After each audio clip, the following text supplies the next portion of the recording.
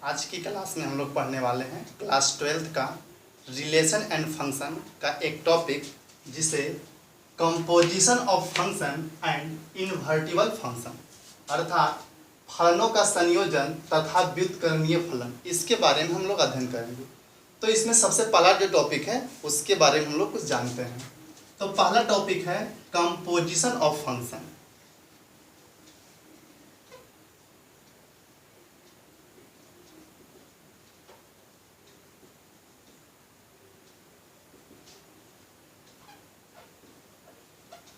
Composition of function, जिसे हिंदी में कहते हैं फलनों का संयोजन। तो किस प्रकार से होता है? तो इसमें देखिए, फंक्शन जिस तरह से हम लोग एफ कह सकते हैं, जी कह सकते हैं। दो फंक्शन मान लेते हैं, एक फंक्शन एफ का है और एक फंक्शन जी का है। जिस प्रकार से एफ ऑफ एक्स कुछ भी फंक्शन रह गया, साइन एक्स कॉस एक्स या 3x² कुछ भी, और उसी प्रकार से जी ऑफ एक्स का फंक्शन या जी ऑफ वाई, जिस प्रकार से भी। तो एक फंक्शन आपका एफ का फंक्शन रहेगा और एक फंक्शन आपका जी का रहेगा। दोनों का आपका कंपोजिशन करना है, मतलब संयोजन करना है। तो क्या क्या इसमें आएगा? इसमें अगर दो फंक्शन है एफ आई, दूसरा है जी, तो इस तरह से हम इसको कह सकते हैं एफ ऑफ जी। ये हो गया दो फंक्शन का संयोजन। या जी ऑफ एफ, ये भी हो गया फंक्शन का संयोजन, अर्थात एफ फंक्शन का जी के साथ संयोजन। इसी प्रकार से हम कर सकते हैं एफ ओ एफ एंड जी ओ जी। ये दो फंक्शन, इसमें देखिए एफ का जी के साथ संयोजन किया गया है, इसमें जी का एफ के साथ किया गया है, इसमें एफ का एफ के साथ किया गया है, इसमें जी का जी के साथ किया गया है। तो यहाँ पर हम लोग जो क्लास में पढ़ने वाले हैं, दो फंक्शन रहेगा, उसका संयोजन पढ़ना है। तो इसे समझने के लिए सबसे पहले एक एग्जाम्पल लेते हैं। जैसे हम एग्जाम्पल लेते हैं, F of X is equal to cos X मान लेते हैं, और G of X is equal to 3x² मान लेते हैं। ध्यान से समझिएगा ताकि आपसे चैप्टर बन जाए। तो यहां पर क्या हुआ कि सबसे पहले आपको संयोजन निकालना है, कंपोजिशन ऑफ फंक्शन, अर्थात फलनों का संयोजन करना है। तो हम पता है एफ ऑफ जी या जी ऑफ एफ किसके साथ संयोजन करना है। तो हम एक नंबर लिखते हैं एफ ऑफ जी, यानी कि फंक्शन एफ का जी के साथ संयोजन करना है। तो देखिए यहाँ क्या करते हैं, सबसे पहले किस प्रकार से बनाना है। तो यहाँ पर एफ ऑफ और जी के बगल में आप x दे सकते हैं। तो यहाँ पर g ऑफ x, और इस तरह से ब्रैकेट में हम लोग इसे घेर दिए, या यूं ही दे सकते हैं, कोई दिक्कत नहीं है। तो ये आपका हो गया इस प्रकार से। चलिए ठीक है। अब यहाँ पर क्वेश्चन में देखिए कि g ऑफ x का मान कितना दिया हुआ है, 3x²। तो यहाँ पर हम करेंगे f और ऑफ को हम हटा देंगे, तो क्या बचेगा यहाँ पर g ऑफ x का वैल्यू 3x²। अर्थात बगल में हम यहाँ पर लिख देते हैं, चूंकि g of x is equal to 3x²। आपको क्या निकालना है?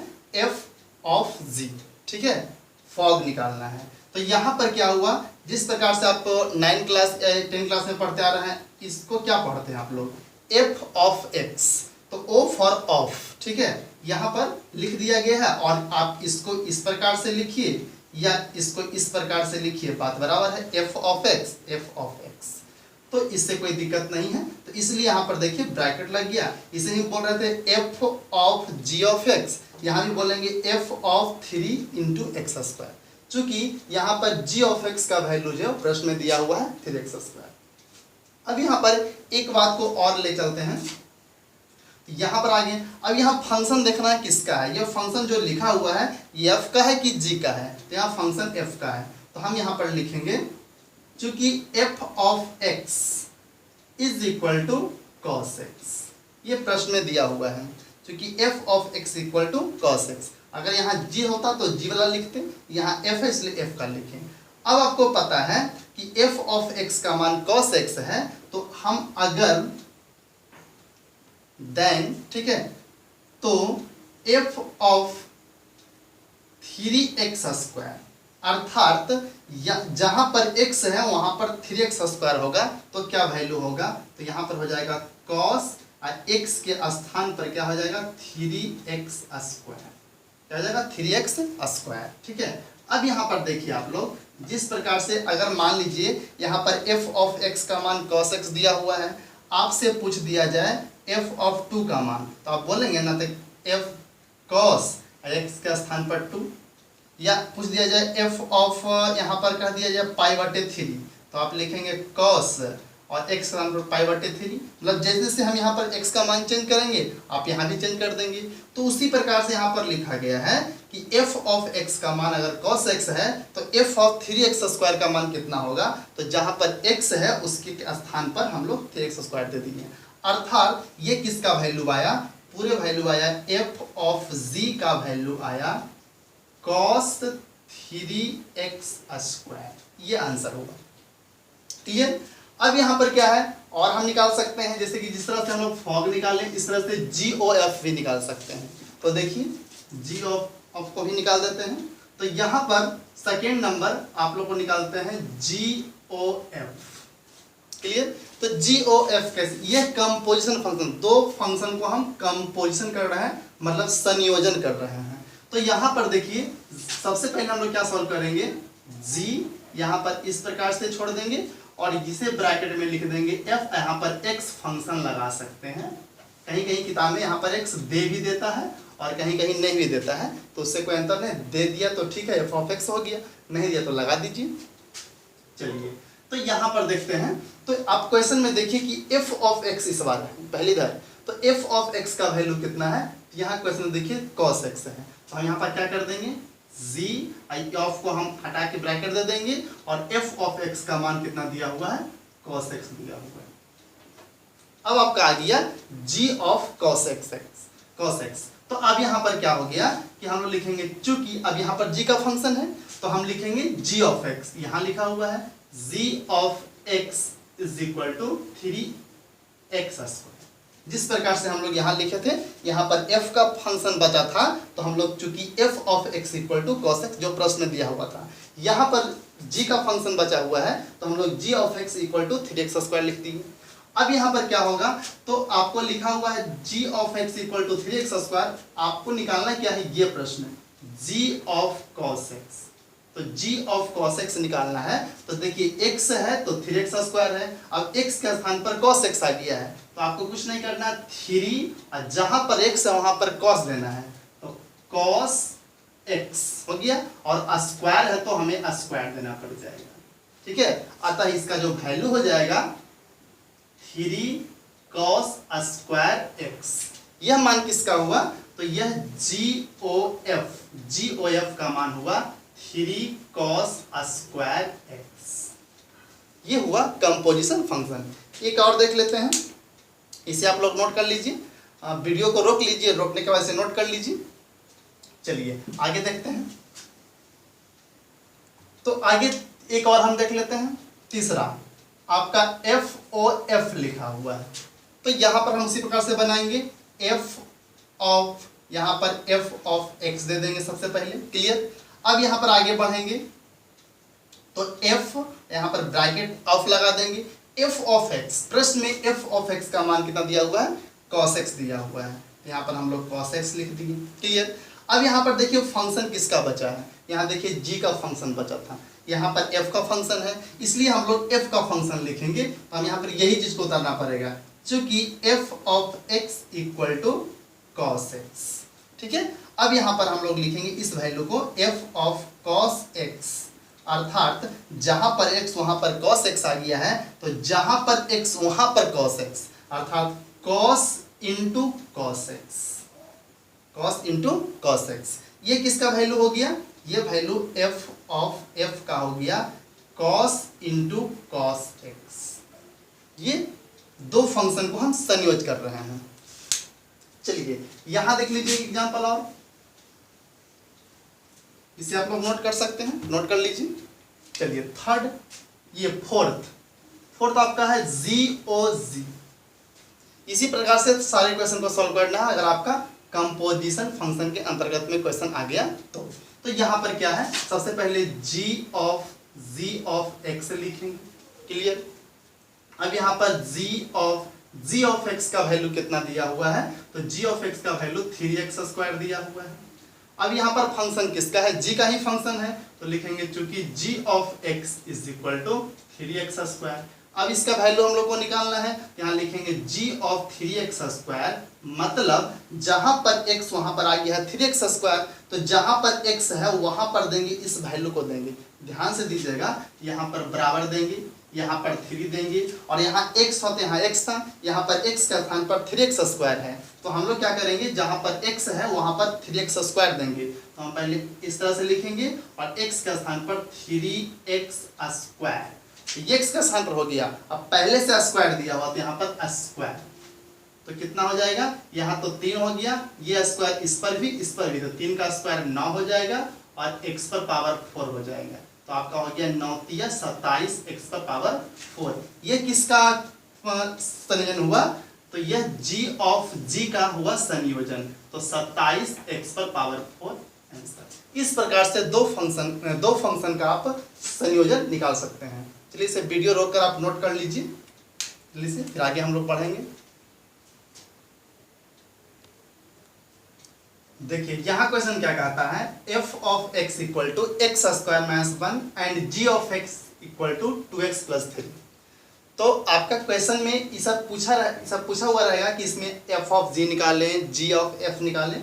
हम लोग डायरेक्टली सब दे दिए हैं, सब एक साथ नहीं पूछेगा, या तो आपसे क्वेश्चन दे करके g ऑफ g पूछ लेगा, क्वेश्चन दे करके f ऑफ g और g ऑफ g दे सकता है। आपसे ये भी पूछ सकता है क्या दोनों इक्वल हैं, ये भी पूछ सकता है, तो आपको जवाब देना है। तो इस क्वेश्चन में देखते हैं, तो हम लोग पहले इसमें एक नंबर FOG जो पूछेगा हम लोग सिंपली सब बना देते हैं, चैप्टर में जो पूछेगा उसी का मान निकालिएगा। तो f ऑफ g निकालना है, तो क्या बताएं आप लोग को, यहाँ पर f ऑफ g का फंक्शन g ऑफ x लगा देना है, क्लियर। अब यहाँ पर f of g of x का मान कितना है, 2x + 3, 2x + 3 है। अब यहाँ फंक्शन किसका आ गया, f का फंक्शन आ गया, तो हम लोग f का फंक्शन लिखना है, ये लिखना है, अर्थात f of x equal to x² - 1 चुकी।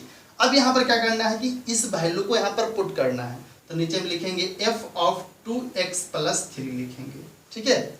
देन अब यहाँ पर देखिए, तो f of x equal to लिखा हुआ है x² - 1, अब x के स्थान पर आ गया 2x + 3, मतलब जहां पर x है वहां पर हम लोग क्या रखेंगे, 2x + 3 रखेंगे। तो यहाँ पर क्या हो जाएगा, 2x + 3 और स्क्वायर तो स्क्वायर हो जाएगा और -1। अब आगे बढ़ते हैं, तो यहाँ पर a + b का होल स्क्वायर हो जाएगा, तो हम लोग इसको लिख सकते हैं a² + b², तो 3 का स्क्वायर 9, अब प्लस 2ab, तो आया 3 दूना 6 दूना 12x हो जाएगा, 2ab करेंगे तो 12x हो जाएगा, और यहाँ पर -1 बचा हुआ है। आगे बढ़ते हैं, तो क्या आ गया, ये 4x² आ गया, और प्लस यहाँ पर 12x हो गया, और 9 में से 1 घट गया, तो क्या बच गया, +8। यह आपका आंसर हुआ। इसका गुणनखंड भी आप तोड़ सकते हैं, और अदरवाइज ये आंसर हो गया आप लोग का। चलिए आगे देखते हैं, अब दूसरा नंबर देखते हैं हम लोग GOF निकाल करके, GOF निकाल करके। तो यहाँ पर क्या आप लोग का है कि GOF ऑफ x,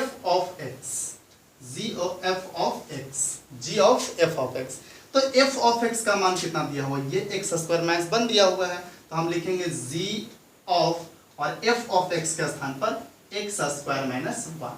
अब यहाँ पर देखिए किसका फंक्शन आ गया, g का फंक्शन आ गया, तो लिखेंगे चूंकि g of x is equal to दिया हुआ है 2x + 3 दिया हुआ है, क्लियर। अब यहाँ पर देन, तो क्या हो जाएगा, THEN देन, तो क्या हो जाएगा, तो आपका हो जाएगा यहाँ पर g ऑफ x के स्थान पर देखना आप लोग का क्या है, यहाँ पर x² - 1, तो यहाँ पर हम लोग क्या करेंगे, x के स्थान पर x² - 1 है, तो इस तरह भी मान को पुट कर देंगे, तो जहां पर x वहां पर x² - 1, अर्थात यहाँ पर लिखेंगे 2 × x के स्थान पर x² - 1 प्लस 3, अर्थात यहाँ पर मल्टीप्लाई करेंगे तो 2x² - 2 + 3, अर्थात 2x² और यहाँ पर आ गया +1। ये किसका वैल्यू हुआ? ये वैल्यू हुआ g ऑफ f का। ये जो वैल्यू निकला था ये किसका वैल्यू हुआ? f ऑफ g का। तो कभी कभी क्वेश्चन में ही पूछता है कि क्या f ऑफ g और g ऑफ f बराबर है, या कहीं पूछता है सिद्ध करें कि f of g is not g o f। Question पूछ सकता है आपसे कि सिद्ध करें कि f of g is not g o f। g o f देखिए f ऑफ g का मान इतना दिया हुआ है और g ओ f का मान इतना दिया हुआ है, यानी बराबर नहीं है। बराबर नहीं लाने का सकता है या सिद्ध करने का सकता है इस तरह से। चलिए इसे नोट कर लीजिए और हम आगे बढ़ते हैं।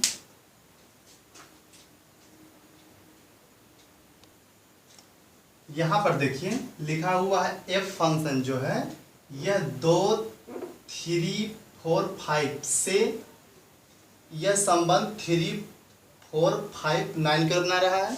एक जी जो फंक्शन है उसका a जो है वह इसके साथ संबंध बना रहा है, और यहाँ पर जो फंक्शन है 2 का 3 के साथ, 3 का 4 के साथ और 4 का 5 के साथ, 5 का 5 के साथ, और यहाँ पर 3 का 7 के साथ, 4 का 7 के साथ, 5 का 11 के साथ और 9 का 11 के साथ। ठीक है, तो यहाँ पर कहता है जी ओ एफ ज्ञात करें। ठीक है, तो यहाँ पर क्या आप लोग को है, सबसे पहले इसमें ध्यान देना है कि यहाँ जो क्वेश्चन लिखा हुआ है इसका एक अलग टाइप से होता है। यहाँ तक तो कॉमन है, ये जो लाइन देख रहा है ये सभी में रहता है, लेकिन ये लिखने का 2 तरीका है। एक तो आप इस प्रकार से देख रहे हैं लिखा हुआ रहेगा, एक इस प्रकार से लिखा हुआ रहता है कि 2, 3 है ना, तो यहाँ लिखा रहेगा f ऑफ 2, यहाँ 3 है तो बराबर 3, इसका मतलब ये हो गया 2,3 का मतलब हो गया f ऑफ 2 बराबर 3।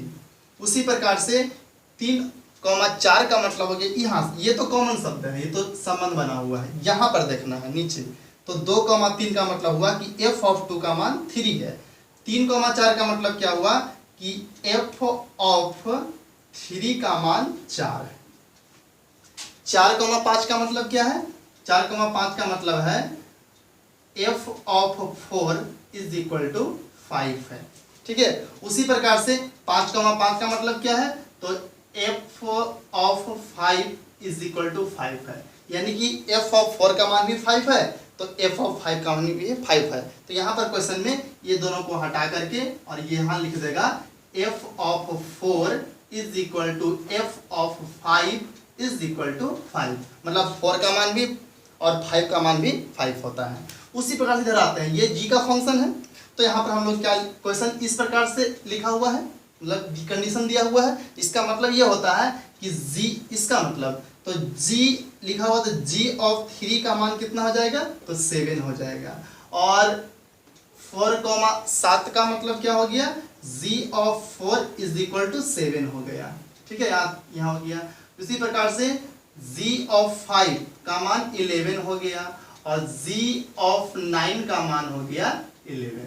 तो इसे जो देख रहे हैं इस कंडीशन को देखिए, दोनों का मान 7 है, तो क्वेश्चन में आपका g of 3 is equal to g of 4 is equal to 7 लिख सकता है, और यहाँ पर g of 5 is equal to g of 9 is equal to 11। ये क्वेश्चन का कंडीशन हुआ, मतलब यहाँ जो आप शॉर्ट में देख रहे हैं लिखा हुआ एक लाइन, उसको आपको या इस प्रकार से भी लिख सकता है।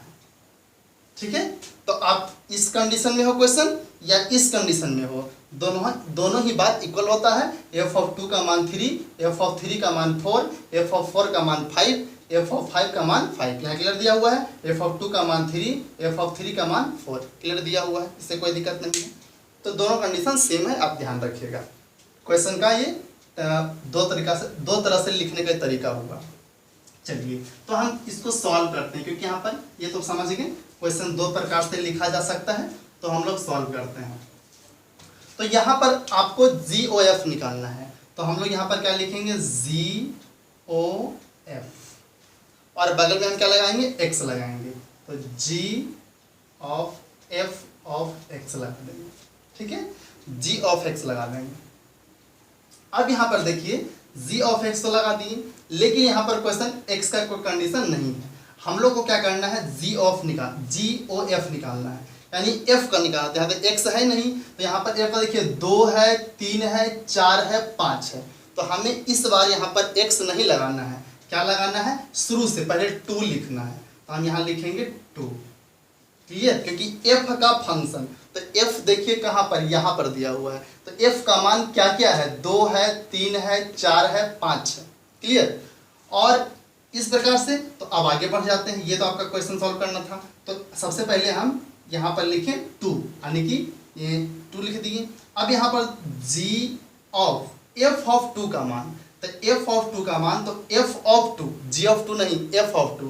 तो एफ वाला में देखिए कि 2 का मान कितना है, 3 है। तो हम यहाँ लिख देंगे 3, क्योंकि एफ ऑफ 2 का मान कितना दिया हुआ है, 3 दिया हुआ है। समझाया है कि इसका मतलब एफ ऑफ 2 का मान 3। अब यहाँ पर जी ऑफ 3 आ गया, क्या आ गया, जी ऑफ 3। तो जी ऑफ 3 का मान कितना दिया हुआ है, तो जी ऑफ 3 का मान यहाँ देखेंगे तो यहाँ जी है और 3 का मान 7 दिया हुआ है, अर्थात जी ऑफ 3 का मान कितना हो गया, 7 आ गया, ठीक है। तो यहाँ पर आप लोग क्या देखें, पहला जो आंसर आया 2,7 आया, अर्थात 2 के साथ क्या रहेगा, 7 रहेगा। चलिए और देखते हैं, ये तो फर्स्ट हो गया, अभी 3 भी है। तो हम लोग क्या करेंगे नेक्स्ट और आगे बढ़ेंगे। जी ऑफ एफ ऑफ 2 निकल गया है, अब 3 निकालेंगे। 3 जितना यहाँ पर दिया हुआ रहेगा फंक्शन सबका निकालना पड़ेगा, क्योंकि हमारा x था, x कोई कंडीशन नहीं है, यहाँ पर अंक दिया हुआ है। तो यहाँ पर f ऑफ 3 आ गया। अब f ऑफ 3 का मान कितना, तो देखिए f ऑफ 2 का मान 3 और f ऑफ 3 का मान 4। यहाँ लिखेंगे g ऑफ f ऑफ 3 का मान 4। अब यहाँ पर g ऑफ 4 आ गया, तो g ऑफ 4 का मान कितना, g ऑफ 4 का मान 7। तो यहाँ पर हो गया 7, क्लियर। आगे जानते हैं, आगे देखते हैं। 3 हो गया, अब 4 का निकालना है। तो फिर लिखेंगे हम लोग, देखिए यहाँ पर 2 निकालें, 3 निकालें, अब क्या निकालेंगे, 4 का निकालेंगे। तो g ऑफ f ऑफ 4 निकालेंगे। तो f ऑफ 4 का मान 5 है, यहाँ लिख देंगे g ऑफ 5। और g ऑफ 5 का मान कितना दिया हुआ है, 11 दिया हुआ है, यहाँ हो जाएगा 11, ठीक है। तो यहाँ पर हम लोग देखें, ये यहाँ पर देखें, दूसरा 3 निकालें, तीसरा 4 निकालें और 5 भी है। तो यहाँ पर लिखेंगे f ऑफ, यहाँ पर सॉरी g है, तो g ऑफ f यहाँ पर 5 लिख देंगे।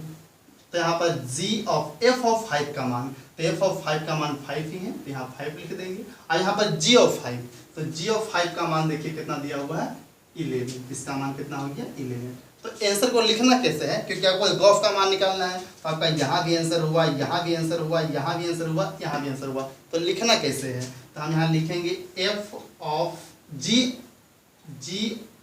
ऑफ f, ठीक है। तो यहाँ पर देखिए, जब हम f का फंक्शन 2,3 लिखे थे तो गॉफ का मान भी उसी रूप में होना चाहिए। तो यहाँ देखिए गॉफ का मान होगा, GOF का मान होगा 2 के साथ क्या निकला था, 7 निकला था। तो हम लिखेंगे यहाँ पर 7, यानी कि गॉफ GOF 2 का मान 7। इसका मतलब समझ रहे हैं, जिस प्रकार से यहाँ पर f ऑफ 2 का मान, f यहाँ पर है ऑफ 2 का मान 3, f ऑफ 3 का मान 4, f ऑफ 4 का मान 5, उसी प्रकार से GOF ऑफ 2, GOF ऑफ 2 का मान 7, GOF ऑफ 2 का मान 7, GOF ऑफ 3 का मान 7, यहाँ पर लिखेंगे 3 का मान भी 7। उसी प्रकार से GOF ऑफ 4 का मान 11, यहाँ पर 4 का मान 11। उसी प्रकार से GOF ऑफ 5, तो 5 का मान 11। तो ये जो आंसर निकला, यह गॉफ का वैल्यू निकला, यह आपका आंसर होगा। चलिए इसे आप नोट कर लीजिए ढंग से। हम लोग नेक्स्ट टॉपिक की ओर बढ़ते हैं। नेक्स्ट हम लोग पढ़ेंगे इन्वर्टिबल फंक्शन के बारे में। इन्वर्टिबल फंक्शन व्युत्क्रमीय फलन। अभी तक हमने पढ़ा कंपोजिशन फंक्शन के बारे में, अब हम पढ़ेंगे इन्वर्टिबल फंक्शन के बारे में।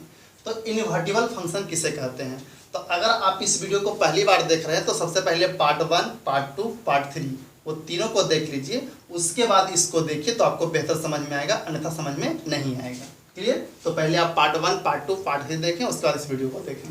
देखिए, तो इन्वर्टिबल फंक्शन उसे बोलते हैं जो बाइजेक्टिव हो, जो क्या हो, बाइजेक्टिव हो। और बाइजेक्टिव का एक इसी का एक नाम है वैसा फंक्शन जो 1 1 1 1 एंड 1 1 एंड अनटो 1 1 एंड अनटो फंक्शन, अर्थात 1 1 एंड अनटो फंक्शन को ही हम लोग बाइजेक्टिव फंक्शन कहते हैं। तो इसका विस्तार पूर्वक अगर जानना चाहते हैं तो आप बस पिछले वीडियो को देखिए, पार्ट 1 पार्ट 2 पार्ट 3 आपको मिल जाएगा, सारा टॉपिक मिल जाएगा, ठीक है। तो आपको यहाँ पर बेहतर समझ में आएगा। तो बाइजेक्टिव को ही हम लोग 1 1 फंक्शन बोलते हैं। यहाँ पर आपका डिफिनेशन हो गया, परिभाषा हो गया कि वैसा फंक्शन जो 1 1 एंड अनटो हो उसे इन्वर्टिबल फंक्शन कहते हैं, अर्थात उसका इन्वर्टिबल निकाल सकते हैं। अब इससे एक और बात फायदा हो गया आप लोग को, कहीं क्वेश्चन दे दिया और कह दिया सिद्ध करें कि यह इन्वर्टिबल है कि नहीं है, तो आपको करना क्या है, उसका बाइजेक्टिव यानी दिखा देना उसको है कि यह 1 1 एंड यह अनटो फंक्शन है। तो जो 1 1 एंड अनटो हो जाएगा वह इन्वर्टिबल हो जाएगा। और इससे एक और फायदा है कि अगर आपको इन्वर्टिबल आप निकाल सकते हैं तो वह 1 1 अनटो हो जाएगा, यानी एक दूसरे पर डिपेंडेंट है। इसलिए आप इसके बारे में विस्तार पूर्वक पिछली क्लास में जाकर देख लीजिए।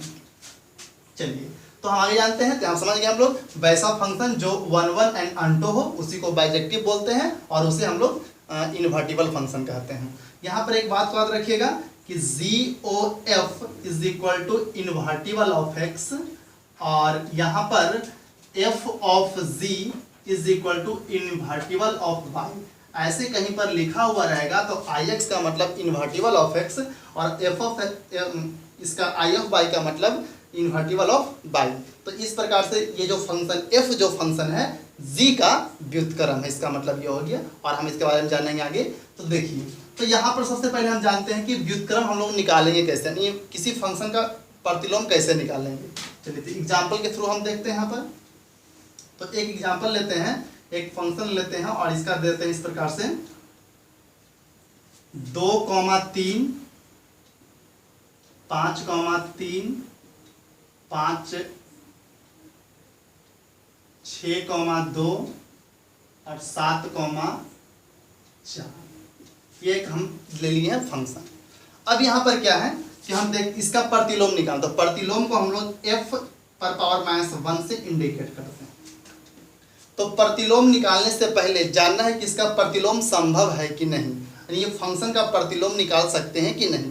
तो उसी फंक्शन का प्रतिलोम निकाल सकते हैं जो फंक्शन बाइजेक्टिव हो। अगर यह फंक्शन बाइजेक्टिव नहीं है तो इसका हम लोग प्रतिलोम नहीं निकाल सकते हैं, ठीक है। तो देखिए, तो यहाँ पर जो फर्स्ट है 2, 5, 6 और 7, इसका एक बॉक्स में ले लीजिए 2, 5, 6, 7 और जो सेकेंड है 3, 3, 2, 4 सेकेंड बॉक्स में 3, फिर 2 बार 3 है तो हम लोग एक ही बार 3 लिखेंगे, फिर 2 उसके बाद 4। तो यहाँ पर देखिए 2 का बना हुआ है 3, 2 का 3, 5 का भी 3 बना हुआ है, 6 का 2 बना हुआ है और 7 का 4 बना हुआ है, ठीक है। तो देखिए इधर कोई भी एलिमेंट्स खाली जब नहीं रहता है उसे हम अनटो फंक्शन बोलते हैं, ठीक है ना। तो ये अनटो तो है, लेकिन यह देखिए 2 का भी 3 बना हुआ है, 5 का भी 3 बना हुआ है, इसे हम 1 1 नहीं कहेंगे। यह फंक्शन 1 1 नहीं है, यह मेनी वन फंक्शन है। कौन फंक्शन है? मेनी वन फंक्शन है। आपको ये सब बात पिछले वीडियो में मिल जाएगा। यह मेनी वन फंक्शन है, तो यह जब यह मेनी वन फंक्शन है मतलब 1 1 फंक्शन नहीं हुआ, इसका मतलब यह बाइजेक्टिव नहीं हुआ। तो यह बाइजेक्टिव जब नहीं हुआ तो इसका हम लोग इन्वर्टिबल नहीं निकाल सकते। हम इसमें लिखेंगे f पर पावर -1 मतलब f का प्रतिलोम संभव नहीं है, अर्थात हम कह सकते हैं f इनवर्स का अस्तित्व नहीं है, अर्थात f का प्रतिलोम नहीं निकाला जा सकता है। क्यों? क्योंकि यह बाइजेक्टिव फंक्शन नहीं है। हम लिखेंगे यह जो फंक्शन है यह बाइजेक्टिव फंक्शन नहीं है, इसलिए इस फंक्शन का प्रतिलोम नहीं निकाल सकते हैं। क्लियर? तो पहले हम यह जो बाइजेक्टिव है ही नहीं तो प्रतिलोम हम लोग नहीं निकाल सकते हैं। तो हम आगे एग्जांपल देखते हैं।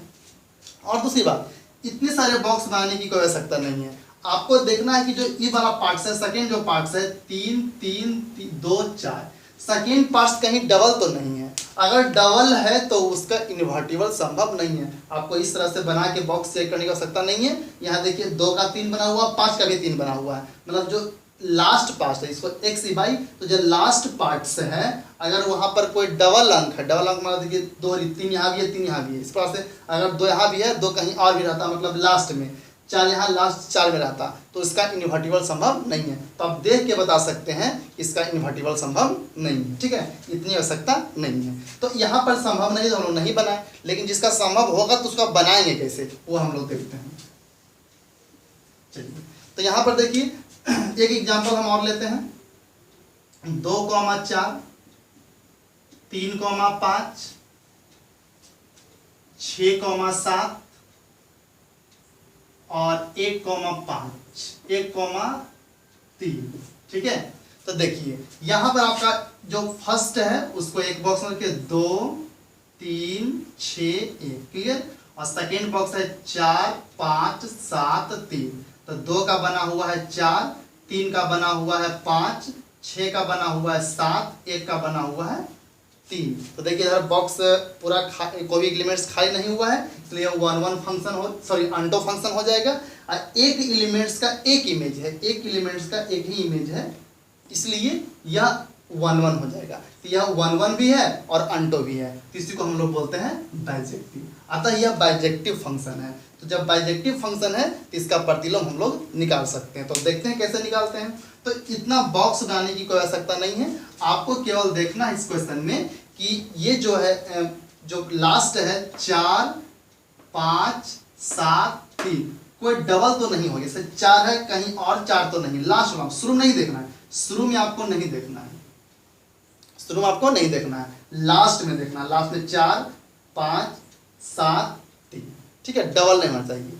और दूसरी बात शुरू में नहीं देखना है, तो शुरू में अगर डबल हो गया तो शुरू में अगर 2,4 हो गया और फिर 2,5 हो गया, इस प्रकार से रहे तो जब शुरू में डबल होगा तो वह फंक्शन ही नहीं रहेगा। पहली बात तो ये है, वह फंक्शन ही नहीं होगा। आप इसके बारे में पिछली वीडियो में जाके देख लीजिए।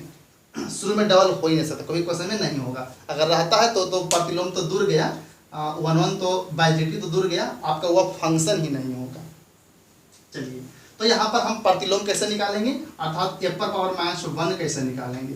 तो बस सिंपल सी बात है, यहाँ पर अगर f का मान दिया हुआ 2,4 तो इन्वर्स निकालना है, तो 4 को पहले लिखिए और 2 को बाद में लिख लीजिए, यह 4,2 हो गया इन्वर्टिबल। उसी बात से आपका करना है 5 पहले 3 बाद में, फिर 7 पहले 6 बाद में, 3 पहले और 1 बाद में, यह आपका इन्वर्टिबल हो गया। किसका, f का इन्वर्टिबल। सिंपल सी बात पलट देना है, मान को एक्सचेंज कर देना है, यह हो गया इन्वर्टिबल। लेकिन चेंज करने से पहले यह जांच कर लेना है, हालांकि आप किसी को भी चेंज कर सकते हैं, पलट सकते हैं मान को, लेकिन जांच कर लेना है कि वह जो फंक्शन है वह 1 और अंटो अर्थात बाइजेक्टिव है कि नहीं है, उसके बाद ही इन्वर्टिबल करिए। क्योंकि यहाँ पर 2,4 3,4 है तो पलट तो सकते हैं, तो मिस्टेक हो जाएगा। जब पलट देंगे तो इधर 2 बार 4 4 आ जाएगा, तो 2 बार 4 4 आ जाएगा तो आपको वहाँ पर फंक्शन ही नहीं होगा, तो इन्वर्टिबल कहाँ से आ जाएगा। इसलिए सबसे पहले चेक कर लेना है कि वह बाइजेक्टिव है कि नहीं है। जब बाइजेक्टिव है तो उसका हम इन्वर्टिबल निकाल सकते हैं। और सबसे आसान तरीका है कि लास्ट में देख लेना है कोई भी डबल तो नहीं हुआ है, कोई डबल नहीं है तो उसका इन्वर्टिबल निकाल सकते हैं, अन्यथा नहीं निकाल सकते हैं। इसे आप नोट कर लीजिए। चलिए इस क्वेश्चन को देखिए, यहाँ पर लिखा हुआ है f of x equal to 4x + 3, तो f पर पावर -1 यानी f का इन्वर्टिबल निकालें, ठीक है ना, प्रतिलोम निकालें। f जो है फंक्शन जो n से लेकर n से n to y है, ठीक है ना, तो यहाँ पर लिखा हुआ है और कहता है f का इन्वर्टिबल यानी कि प्रतिलोम निकालने के लिए। तो इस प्रकार का क्वेश्चन का सॉल्व हम कैसे करेंगे, देखिए। तो सबसे पहले हम क्या करेंगे, यहाँ पर लिखा हुआ है f of x equal to 4x + 3। इस प्रकार से क्वेश्चन आया था, उसका इन्वर्टिबल कैसे निकालेंगे। तो आपको क्या करना है, यहाँ पर इसको y मान लेना है, तो y इक्वल टू 4x + 3 हो गया।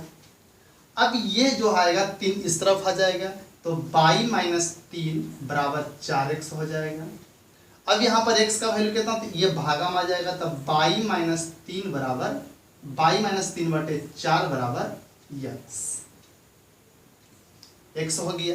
तो ये जो वैल्यू होगी, देखिए यहाँ पर f of x है, तो किसका माना गया, एफ ऑफ एक्स तब 4x प्लस 3 ऐसा लिखा हुआ है कि यहाँ पर x यहाँ पर बाई है, ऐसा नहीं है।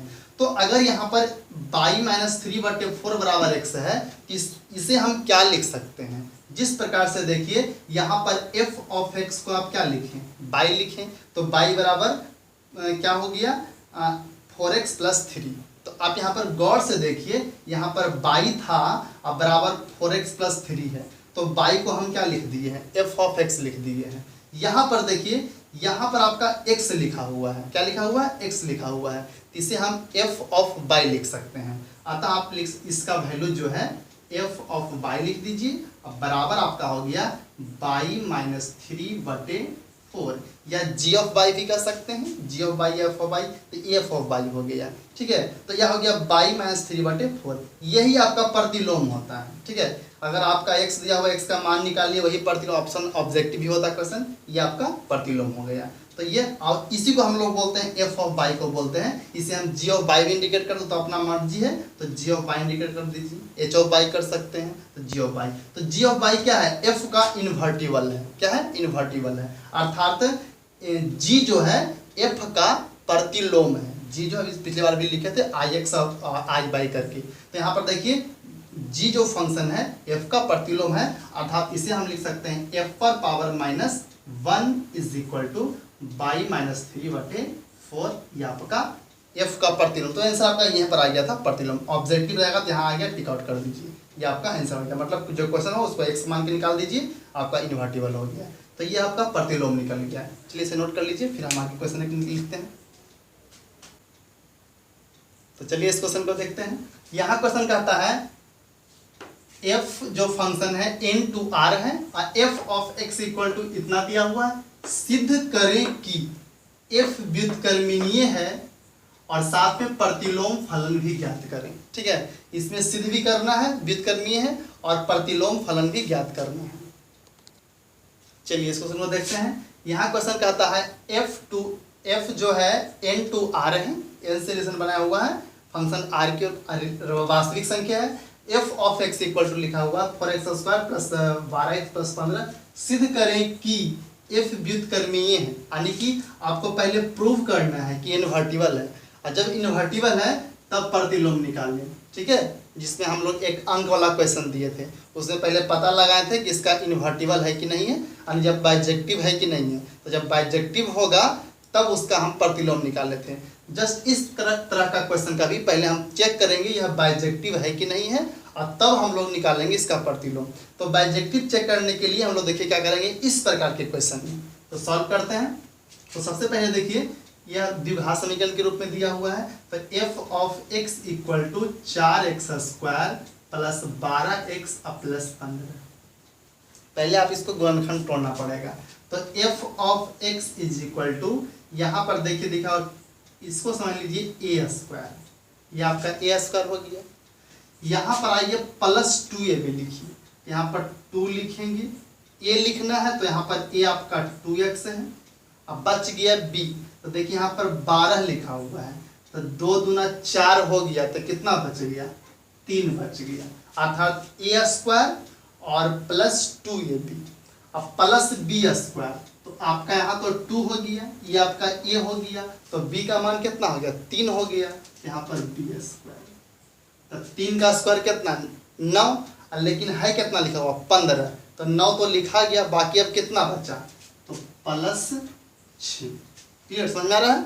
चलिए अब यहाँ पर देखिए, क्योंकि 3 9 6 15 हो जाएगा। अब आगे बढ़ते हैं। तो f of x is equal to a² plus 2ab plus b², यहाँ तक का हो गया 2x प्लस 3 का होल स्क्वायर, और ये बच गया प्लस 6। इस फॉर्म में आपको लाना पड़ेगा पहले।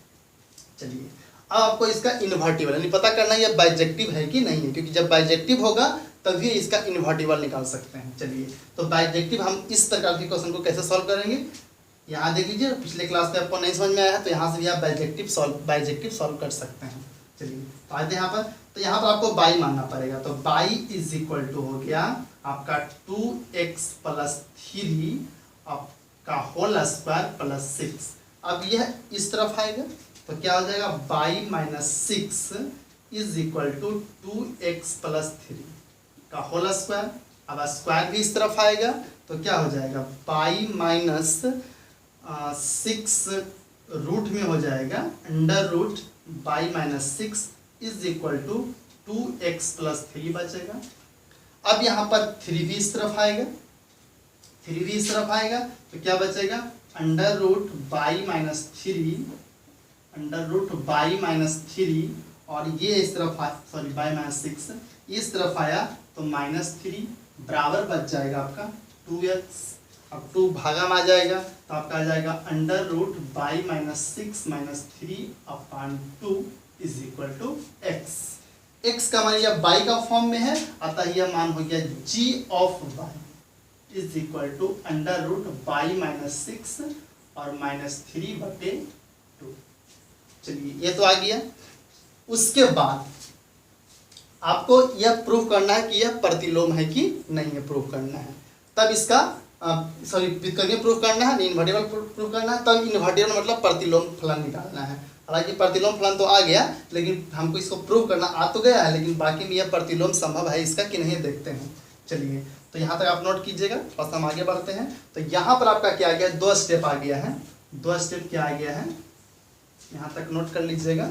उसका आपका आ गया है f ऑफ x का जो मान है वह आ गया 2x प्लस 3 का होल स्क्वायर प्लस 6, और g ऑफ y का मान आ गया है under root y minus 6 minus 3/2।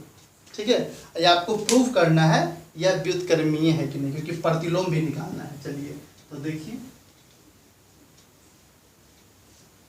तो यहां पर आपको क्या करना है कि 2 चीज निकालना है। एक आपको निकालना है f ऑफ g निकालना है, ठीक है, और एक आपको निकालना है g ऑफ f निकालना है।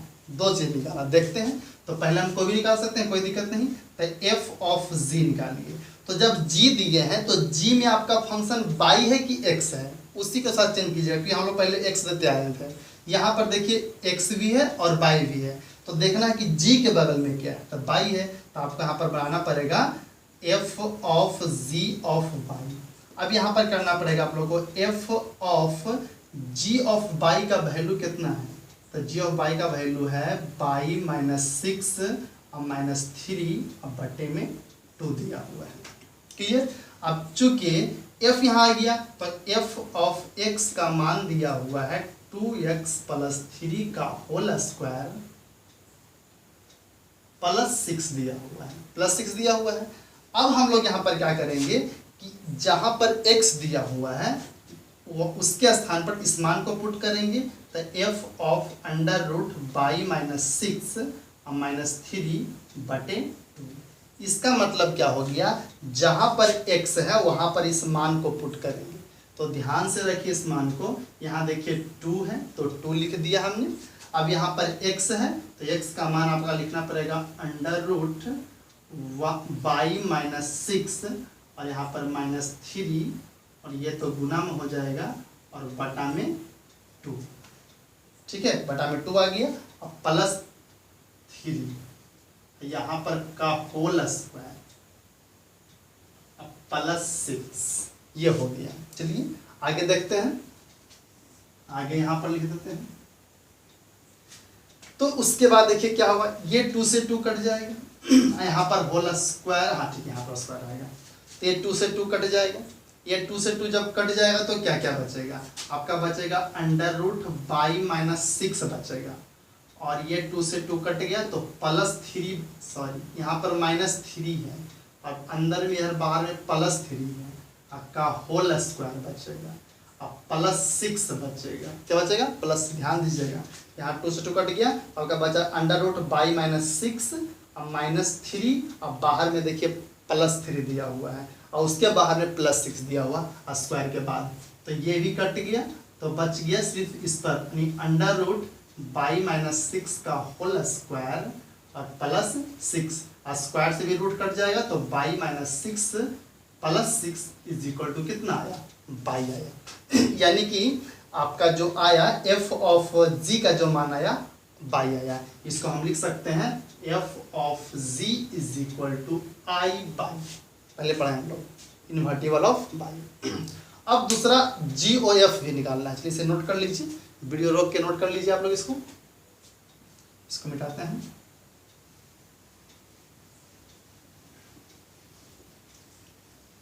चलिए, ये इसमें क्या आपका मान कितना आया था, 22 आया था। अब हम लोग को निकालना है ZOF निकालना है, क्योंकि f ऑफ z का जो मान आ गया था, f ऑफ z का मान 22, इसको हम I लिखते हैं, यह आ गया था। अब हम लोग को g ऑफ f निकालना है, तो क्या करेंगे हम लोग इस प्रकार से, g ऑफ, यहाँ पर f का फंक्शन है इसलिए यहाँ पर लिखेंगे 2x plus 3, sorry g of f of x लिख देते हैं, ठीक है। अब यहाँ पर क्या हम लोग करेंगे, g of f of x का वैल्यू कितना दिया हुआ है, तो f ऑफ x का वैल्यू दिया हुआ है 2x प्लस 3 का होल स्क्वायर और प्लस 6 भी है, क्लियर। अब यहाँ पर g का फंक्शन आ गया, तो चूंकि g of x is equal to दिया, g of y, sorry g का फंक्शन, तो g of y is equal to under root y minus 6 और माइनस 3/2। अब हम लोग क्या करेंगे, यहाँ पर लिखेंगे g ऑफ, ये स्टेप 2x प्लस 3 का होल स्क्वायर प्लस 6। अब यहाँ पर क्या करेंगे, जहाँ पर y है वहाँ पर इस वैल्यू को पुट करेंगे, तो ध्यानपूर्वक पुट कीजिएगा, अंडर रूट, क्लियर, यहाँ पर y है तो लिखाएगा 2x प्लस 3 का होल स्क्वायर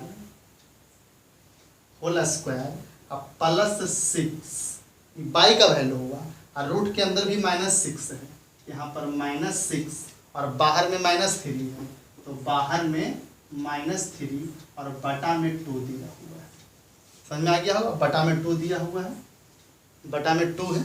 चलिए अब आगे देखते हैं, ये तो माइनस 6 प्लस 6 कट जाएगा, रूट यहाँ तक ही, 3 तो रूट से बाहर है, तो अब बच गया आप लोग का अंडर रूट 2x प्लस 3 का होल स्क्वायर और यहाँ पर माइनस 3 बाहर में, अब बटा में 2। अब स्क्वायर से रूट कट गया तो बच गया 2x प्लस 3 माइनस 3/2, ये भी कट गया, बच गया 2x/2, ये भी 2 कट गया तो बच गया x। अर्थात यहाँ पर देखें आप लोग, तो ये मान हुआ g ऑफ f का मान हुआ x, अर्थात इनवर्टिबल ऑफ x। इसका मतलब f ऑफ g का मान आया था i बाई, और अर्थात बाई, और g ऑफ f का मान आया x अर्थात ix, इसका मतलब यह व्युत्क्रमीय लिखेंगे, अतः यह व्युत्क्रमणीय है, ठीक है। अब इसका प्रतिलोम निकालना है, तो प्रतिलोम निकालना है तो f पर पावर -1, तो f पर पावर -1, ये g ऑफ y का मान ही प्रतिलोम होता है, तो क्या हो जाएगा, under root y minus 6 minus 3/2 आपका आंसर हो गया। इसे आप जल्दी नोट कर लीजिए और इससे संबंधित आप एक्सरसाइज को सॉल्व कीजिए, चैप्टर बनाइए, आपसे क्वेश्चन सॉल्व हो जाएगा।